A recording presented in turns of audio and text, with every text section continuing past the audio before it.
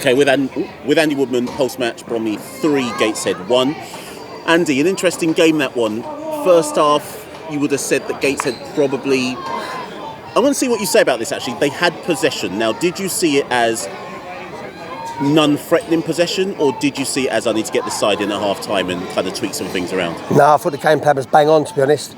Look, they want you to press. They want you to press and come out of shape so they can play around you. They're not bad at that. But I was a bit disappointed, to be honest. I don't think they hurt us at all. They stood on the ball, they killed the tempo. I was a bit disappointed with them, in fairness. We sort of seen them and thought they was better than that. And we was disciplined what we do. You have the ball in front of us, you're not going to hurt us. And they didn't. They played, I think, 300 passes across their back line, but never ever once broke a line. So, from that point of view, I thought the game plan was bang on first half. Yeah, it's interesting to hear you say that, because within the first, I think it was the first 2 minutes or so, I think their keeper got the ball and Cheeky and Kiddo deliberately stood off them. And I said, Andy's got to have told them that on purpose. They haven't got sucked in.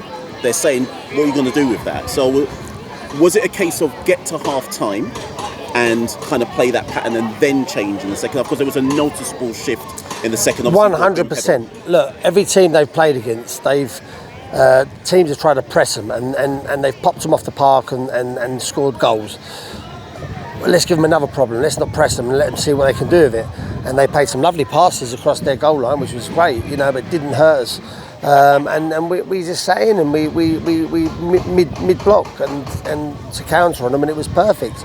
I thought we looked not bad. I could feel the frustrations around the crowd. I could feel one or two people sort of getting agitated. But they've got to realise that we don't just turn up on a Saturday and guess what we might do. We've looked at them, worked hard, and made sure we've nullified them. And I thought we was bang on the money today.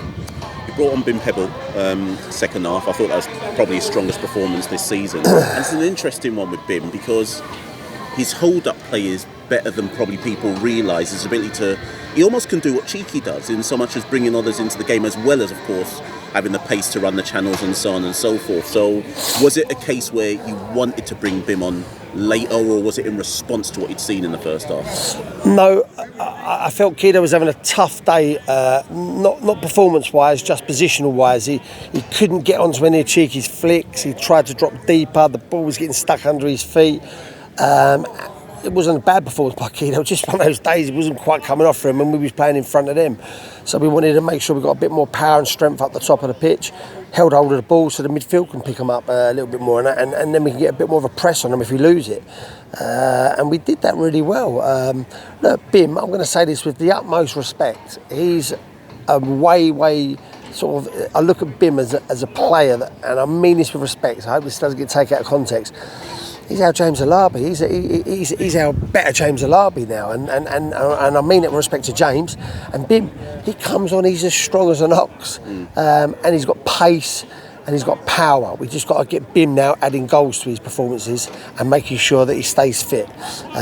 Brilliant, Bim. He's been a real good character around the group, like all these lone boys have, and I'm delighted that he's putting the shift in now. Cheeky, of course, 2 goals.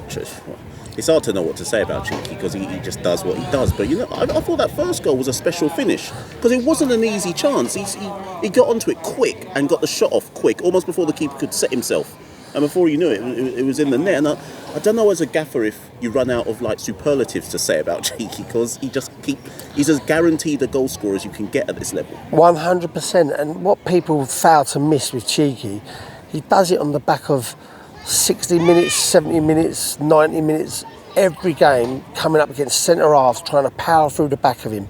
He works his socks off. He gets some big whacks. He keeps going. He gives us that strength at the top of the pitch. And what I think the rest of the group does, Cheeky's a quiet guy. Anyone knows him, he's a really quiet, goes about his business. But I actually think he gives a different captain mentality than Webby, where he's leading the line and the lads are all like, look, he's putting in a shift for us and he's not moaning, he's getting on with it. His goals. Listen, they're fantastic. But Cheeky does a lot of stuff that people don't realise. And, I make it clear, I want to keep Cheeky at this club forever and a day. I never want to get rid of Cheeky, ever. Never did, never wanted to, never will. He's been brilliant for me.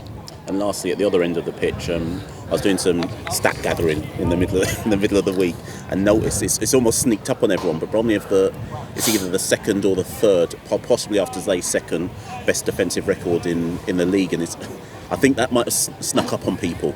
And I know you, I know you pride yourself on setting a team up to not concede goals. So just a bit about the back line. Obviously, Bez caught the injury earlier on, but a bit about the back line. They've been brilliant. I mean, look, the guys are drilled. They know what they're doing. We're not going to play across the back. I tell you that now. That's not our strength, and I don't want it to be our strength. I will never have a team that does that. I don't want to have a team that does that. I think it's pretty boring, to be honest. I've got a team that knows how to defend, knows how to put the head in, knows how to get up the pitch, and knows how to score goals from set pieces. That is something else. Your two centre-halves from set pieces, fantastic. I'm delighted with the performance. And look, I have to mention him. The goalie made an unbelievable save on 1-1, and people might have thought that was just a routine bouncing front save.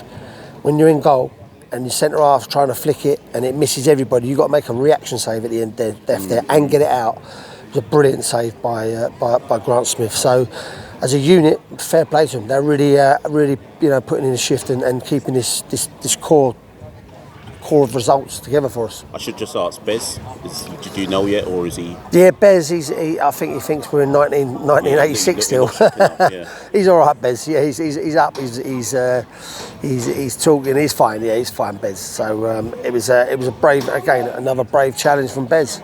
I expect it from all my guys. Fantastic. Cheers, Andy. Much appreciated.